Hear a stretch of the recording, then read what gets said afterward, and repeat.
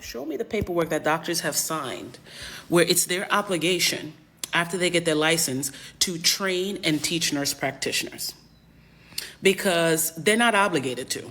Now, do doctors serve as preceptors for nurse practitioners? Absolutely. In my program, shout out to the University of Miami, our program director at the time used the relationship that she had with doctors, because she had been an MP for over 20 years, in order to get awesome clinical opportunities for her students.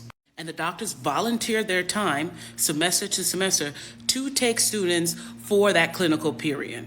But they are not under an obligation. Right?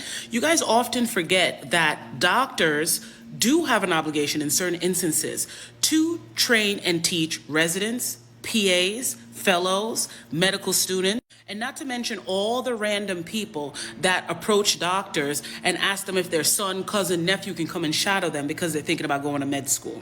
Now, would nurse practitioners appreciate mentorship from doctors? Absolutely. And do doctors help with the development of nurse practitioners getting strong in their skills once they join their team? Absolutely.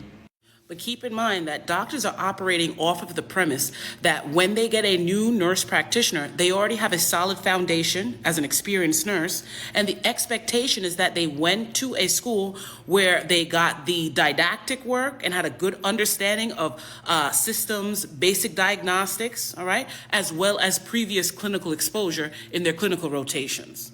And keep in mind, a few years ago, the AMA said, listen, we want to take over the licensing of nurse practitioners, right? Because we're already supervising these folks. We want to make sure that they are operating at a certain level. And the ANA said no. Now, I don't necessarily disagree with the ANA saying no, because they did make a good point that it would cause a lot more administrative barriers for people to become nurse practitioners. I'm going to tell you this, if we keep going the way that we're going, they're going to spin the block on that one. And it shouldn't be the doctors want the APPs to be confident.